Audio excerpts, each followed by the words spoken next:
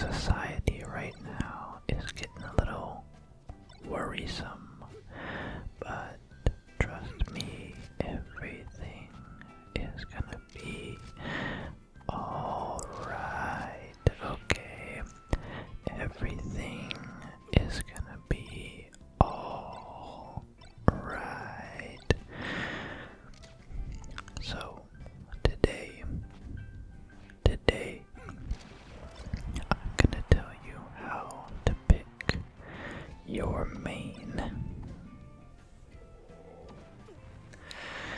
Now this is gonna get a little controversial, so I hope you can forgive me, but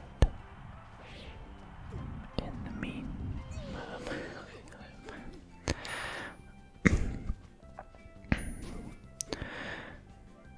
so, the first question we need to answer is why main at all? Well, the purpose of maining a character is to try and master them. Playing an array of characters may be better for your knowledge of the game and versatility, but that won't be very useful when your skill with any individual character is just average. Remember, you can only play as one character at a time. So, should you base this decision on viability or fun? Some argue that having fun is the #1 priority and that you should play whichever character you find fun. Well, is losing fun? Do you think losing is fun? Do you think losing is fun? You have to be pretty amazing with a bad character to even come close to the skill of an okay top tier player.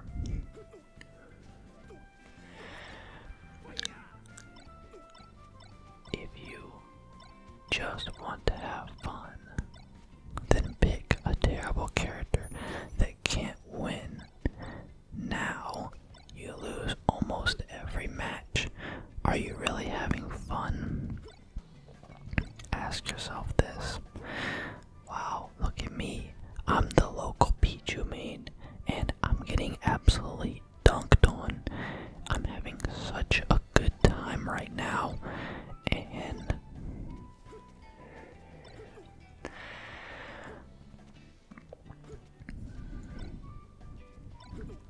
yeah, I don't mind going 0-5.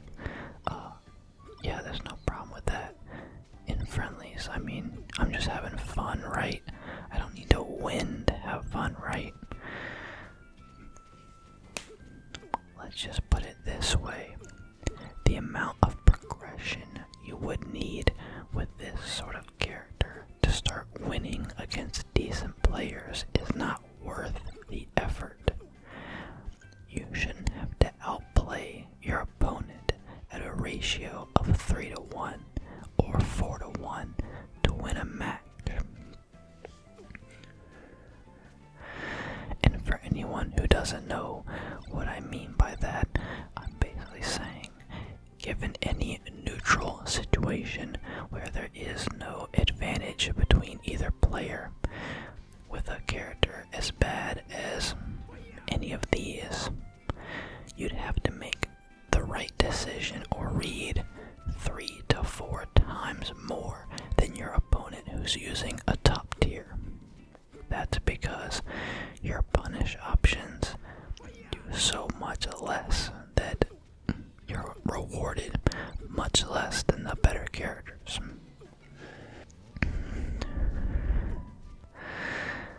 Competitively, some people argue that you should strike a balance between viability fun.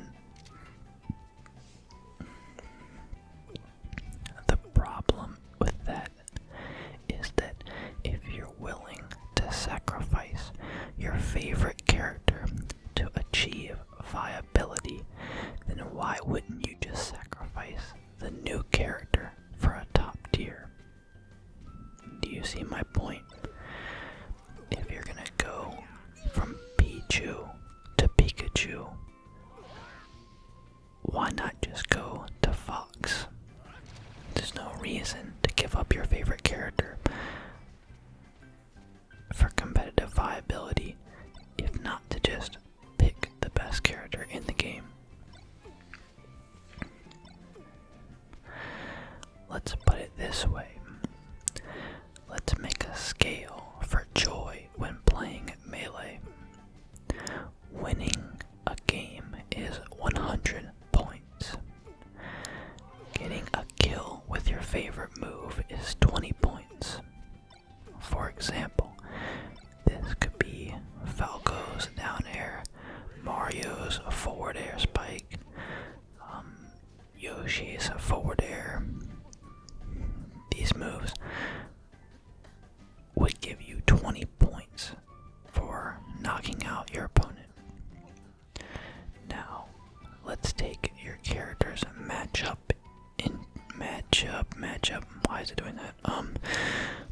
Let's take your character's matchup into account. Let's say Fox Mario is 80-20, meaning two equally skilled players, one playing Fox, one playing Mario. The average game, the likelihood of the Fox winning should be about 80% of matches.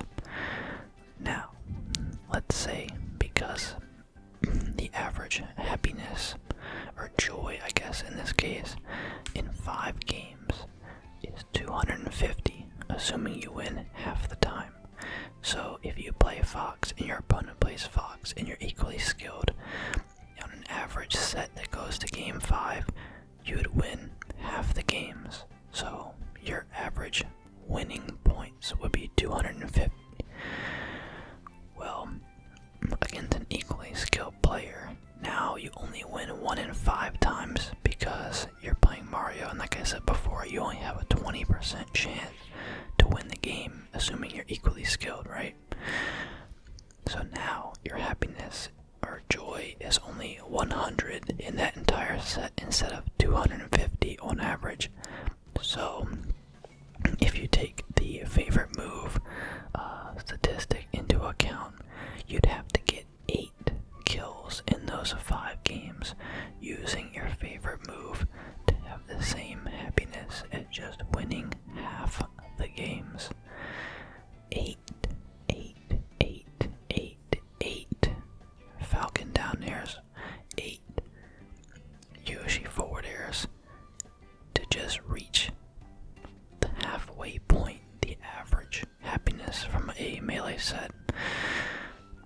So, I know this is all very subjective, and you could even argue made up, but I assure you, this is all very professional.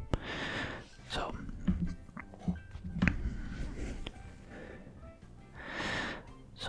let's say you cannot stand playing any of the top tier characters. You can't stand playing Mark. You can't stand playing Falco. You can't stand playing Fox. You can't stand playing Jigglypuff. Well, now your air quotes favorite move is only 2 points for a kill instead of 20. Well, now you win half the games because your matchup spread is 50-50. So now you're guaranteed a 250 point happiness game, if you will, and your each individual forward smash or move is just an additional bonus. It's not going to mean you're having a ton of fun, but winning is fun. And so even if you're playing your not favorite character, you can still have a lot of fun. And most people really get all the happiness out of just the mind games and the actual just melee and fighting game formula itself. It's not so character dependent, so you can often find you have a lot of fun playing any character in melee because you just like melee. You don't like any one character, and every other character isn't fun for you. So basically, it comes down to this. Do you have any fun playing the following characters? Fox, Marth, Falco. If yes, then pick one of those three, and that should be your main. You can always change if you want, but these characters are, in my opinion, your best option to grow, and see yourself improve. At the very least, maining these characters for a while will make you a better player anyways, as Fox and Falco have some of the hardest tech skill to use.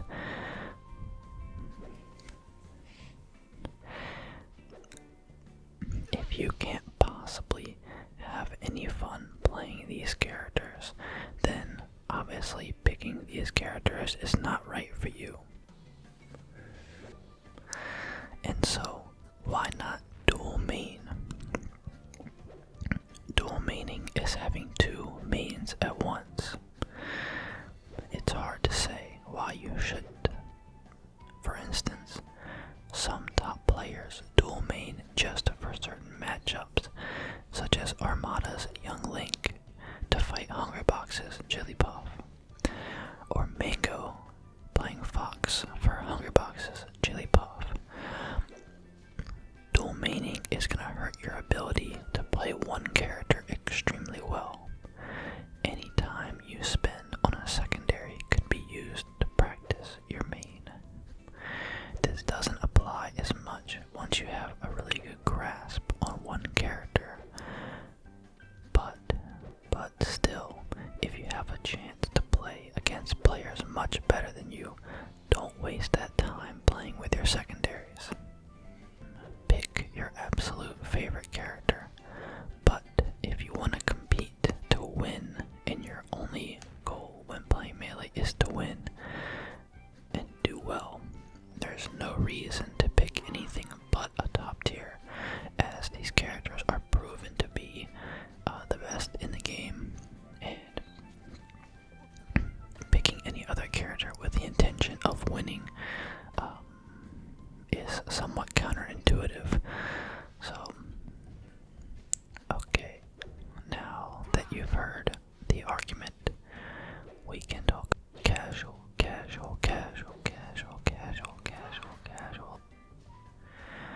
But yeah, so I hope you guys found this relaxing and at the very least made you think about your main a little bit more. And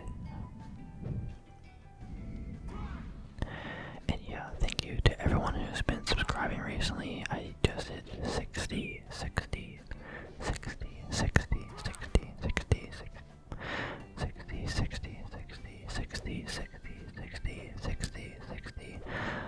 Subscribers, so thank you so much. There will be more videos very soon.